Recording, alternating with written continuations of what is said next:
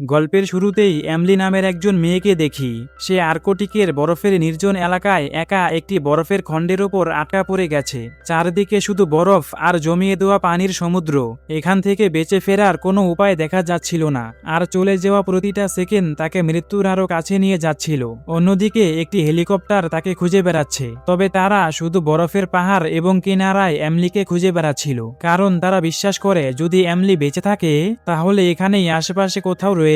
কিন্তু তারা জানতো না এমলি ছোট্ট একটি বরফের খণ্ডের উপর বসে ভেসে ভেসে সমুদ্রের মাঝে চলে গেছে। এখন প্রশ্ন হলো, এমলি এই আর্কটিকের বরফের নির্জন জায়গায় কি করছে? আসলে সে তার টিমের সঙ্গে আর্কটিকে একটি প্রমোশনাল ভিডিও বানাতে এসেছিল। এই সময় এমলি নিজের ছোট বোনের ইচ্ছা পূরণ করার জন্য টিমের থেকে আলাদা হয়ে একা কিছুটা দূরে চলে গিয়েছিল। তার কাছে একটা ছোট্ট বাক্স ছিল, যার ভিতরে তার 7 বছরের ছোট বোনের অস্থি ছিল। আসলে কিছু বছর আগে তার বোনের মৃত্যু হয়েছিল, আর তার বোন মারা যাওয়ার আগে এমলি তাকে প্রতিশ্রুতি দিয়েছিল যে একদিন দুনিয়ার সবথেকে সুন্দর এবং উঁচু জায়গায় তার অস্থি ছেড়ে দিবে। আর এই প্রতিশ্রুতি পূরণ করার জন্য সে পাহাড়ের কিনারায় চলে আসে, যেখানে চারদিকে শুধু বরফ এবং নীল সমুদ্র দেখা যাচ্ছিল। সে যখনই তার বোনের অস্থি ছেড়ে দেওয়ার প্রস্তুতি নিচ্ছিল, ঠিক তখনই তার পা পিছলে যায় এবং সে নিচে পড়ে যায়। আর নিচে পড়ার সঙ্গে সঙ্গেই সে অজ্ঞান হয়ে যায়। পরে যখন তার জ্ঞান ফিরে তখন সে অবাক হয়ে যায়, কারণ যেই বরফের উপর সে পড়েছিল সেই বরফের একটি খণ্ডের উপর সে সমুদ্রে ভেসে বেড়াচ্ছে। আর সে তার টিমের কাছ থেকে অনেক দূরে চলে এসেছে। সে এত দূরে এসেছে যে এখন তাকে খুঁজে পাওয়া অসম্ভব। এরকম পরিস্থিতি দেখে এমলি অনেকটাই ভয় পেয়ে যায়, তবে তাও সে নিজেকে সামলে নিতে সক্ষম হয় আর নিজের ব্যাগ থেকে টুপি বের করে মাথায় পরে নেয়, যাতে ঠান্ডা বাতাস থেকে নিজেকে বাঁচানো যায়। পরে সে ক্ষুধা মেটানোর জন্য কিছুটা ড্রাই ফ্রুট খেয়ে নেয় আর অবশিষ্ট থাকা অল্প কিছু পানি পান করে নেয়। কিন্তু সে খুব দ্রুতই বুঝতে পারে যে তার কাছে খাবার এবং পানি অনেকটাই কম রয়েছে। যদি সে এখন থেকেই হিসাব করে না চলে তাহলে সে বেশি দিন পর্যন্ত বাঁচতে পারবে না।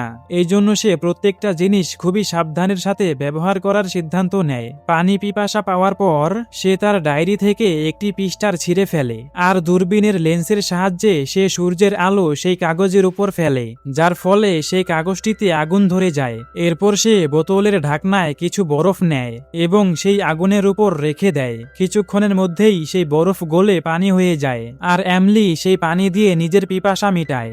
এমন বিপজ্জনক পরিস্থিতিতে ছোট ছোট বুদ্ধি মানুষকে বেঁচে থাকতে সাহায্য করে। কিছুক্ষণ পর এমলি বরফের নিচে তার মোবাইলটি খুঁজে পায়, কিন্তু তার স্ক্রিনটি পুরোপুরি ভেঙে গিয়েছে। মোবাইলে একটু একটু সিগন্যাল ছিল, তবে স্ক্রিন ভেঙে যাওয়ার কারণে সে কাউকে কল করতে পারে না।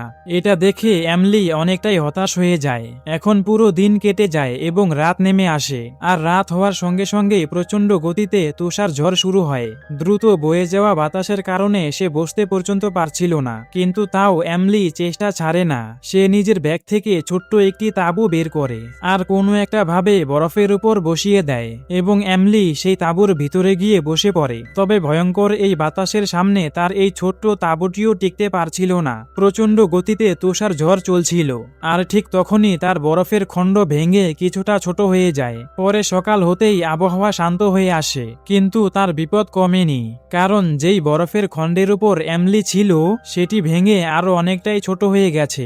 তবে এই খণ্ডের উপর সে আরো কিছুদিন টিকে থাকতে পারবে, তাই সে নিজেকে সান্ত্বনা দেয় হয়তো সে এখনো কোনো একটা ভাবে বেঁচে ফিরতে পারবে। অন্যদিকে রেস্কিউ টিম হেলিকপ্টার নিয়ে আরো একবার বের হয়, তবে আজকেও তারা শুধু পাহাড় পর্যন্তই এমলিকে খুঁজে বেড়ায়। এখন রাতের তুষার ঝড়ের কারণে তাদের মনে হয় এমলি এখন আর বেঁচে নেই, তবে অন্যদিকে এমলি এখনো বেঁচে ছিল। সে তার ডায়েরিতে লিখে যে এমলি এখানে ফেসে যাওয়ার পর 2 দিন কেটে গেছে। এই 48 ঘন্টার ভেতরে এমলি সবচেয়ে বেশি তার মা এবং বোনকে স্মরণ করেছে। এখন সে নিজেকে ঠান্ডা থেকে বাঁচানোর জন্য কিছুটা ব্যায়াম করে, যাতে তার শরীর সবসময় গরম থাকে। পরে সে কিছুটা ড্রাই ফ্রুট খেয়ে নেয়, তবে সে খুব ভালো করেই জানতো যদি এইভাবেই সে খেতে থাকে তাহলে অল্প কিছুদিনের মধ্যেই সমস্ত খাবার শেষ হয়ে যাবে। এই জন্য সে মাছ ধরার সিদ্ধান্ত নেয়। তার ব্যাগে একটি ফিশিং হুক ছিল। সেই ফিশিং হুক পানিতে ফেলে সে অনেকক্ষণ অপেক্ষা করতে থাকে, তবে ঘন্টার পর ঘন্টা অপেক্ষা করার পরেও তার হাতে একটাও মাছ আসে না।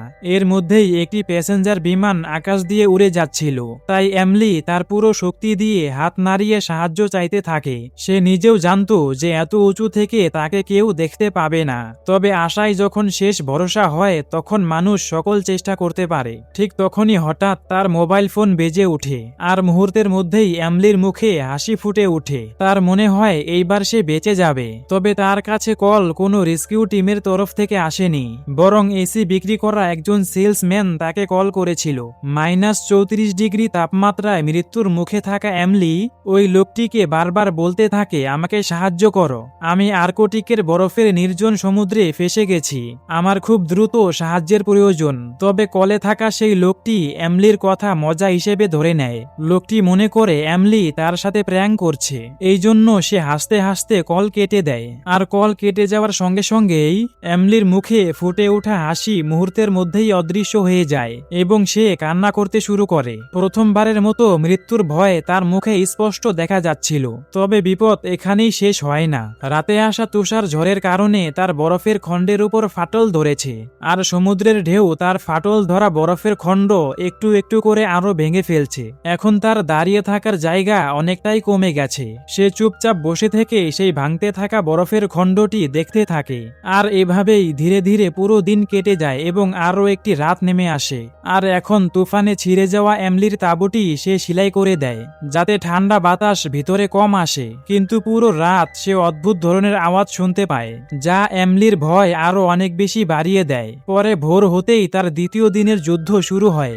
এখন পর্যন্ত সে এমন কিছু পায়নি যার সাহায্যে এমলি এখান থেকে বেরোতে পারবে। তবে তাও রাত হলে এমলি তার টর্চ লাইট জ্বালিয়ে বাইরে দাঁড় করিয়ে রাখে, যাতে আশেপাশে দিয়ে কেউ গেলে তাকে দেখতে পায়। পুরো রাত এমলি তার ছোট বোনকে স্মরণ করতে থাকে। সে মনে করছে তার ছোট বোনকে দেওয়া প্রতিশ্রুতি সে পূরণ করতে পারবে না। তবে হঠাৎ পরের দিন সকালে এমলি সমুদ্রের মাঝে একটি জাহাজ দেখতে পায়। এখন সে এক মুহূর্ত দেরি করে না, আর তার আয়নার সাহায্যে সূর্যের আলো জাহাজের দিকে পাঠাতে থাকে। কিছুক্ষণের মধ্যেই সে বুঝতে পারে জাহাজে থাকা মানুষ তাকে দেখে ফেলেছে, আর জাহাজটি এখন তার দিকে এগিয়ে আসছে। বেশ কিছুদিন পর তার মুখের হাসি আবার ফিরে আসে। এখন ফিরে যাওয়ার জন্য দ্রুত এমলি তার জিনিসপত্র গোছাতে শুরু করে। কিন্তু যখন সে তার জিনিসপত্র নিয়ে বাইরে আসে, তখন এমলি বাইরে কোনো জাহাজ দেখতে পায় না। আসলে জাহাজটি তার চোখের ভ্রম ছিল। আসলে ক্ষুধা, একাকিত্ব এবং ঠান্ডা সব মিলিয়ে তার ব্রেনে প্রভাব ফেলতে শুরু করেছে। এই সত্যটা বোঝার সঙ্গে সঙ্গেই এমলি পুরোপুরি ভেঙে পড়ে, আর রেগে গিয়ে সে তার বরফের খণ্ডে পা দিয়ে আঘাত করে বসে, যার ফলে বরফের খণ্ড ভেঙে এমলি সমুদ্রের পানিতে পড়ে যায়। পানির ভেতরে পড়ে যাওয়ার পর তার ছোট বোনকে সে মনে করতে থাকে। এমলির তার ছোট বোনকে করা প্রতিশ্রুতি মনে পড়ে যায়, আর সেই প্রতিশ্রুতি তাকে হেরে যেতে দেয় না।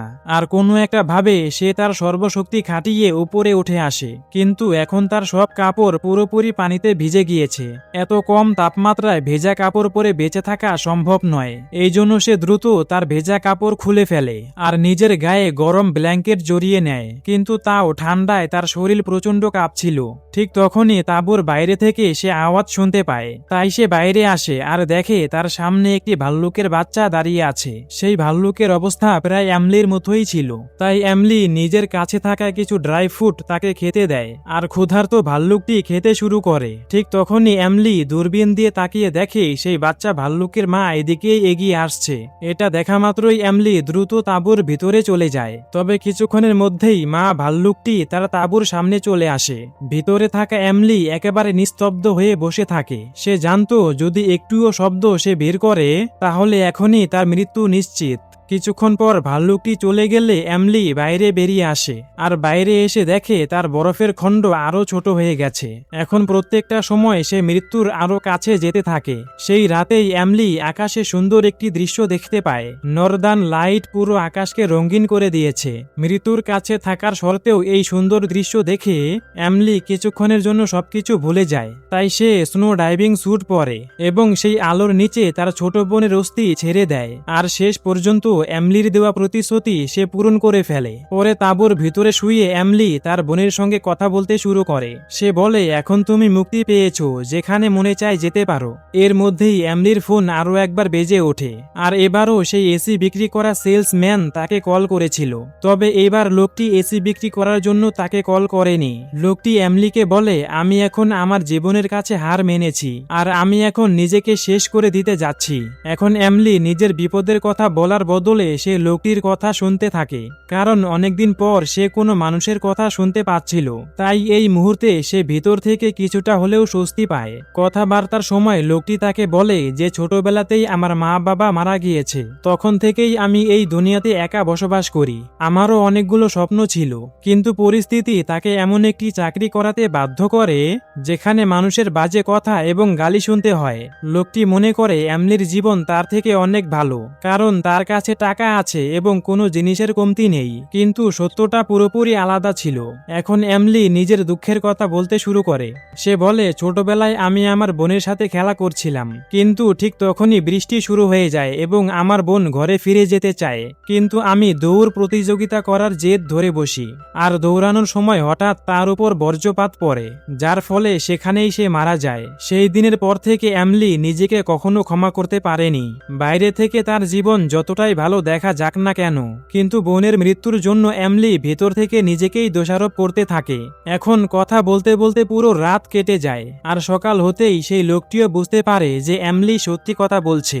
লোকটি এমলির বন্ধুদের পোস্ট দেখে বুঝতে পারে যে সত্যি একজন মেয়ে আর্কটিক অঞ্চলে হারিয়ে গেছে। এরপর লোকটি এমলিকে একটি খারাপ খবর দেয়। সে বলে, রেস্কিউ টিম তোমাকে খুঁজে বের করার অপারেশন বন্ধ করে দিয়েছে, কারণ সবাই ধরে নিয়েছে যে এমলি এখন আর বেঁচে নেই।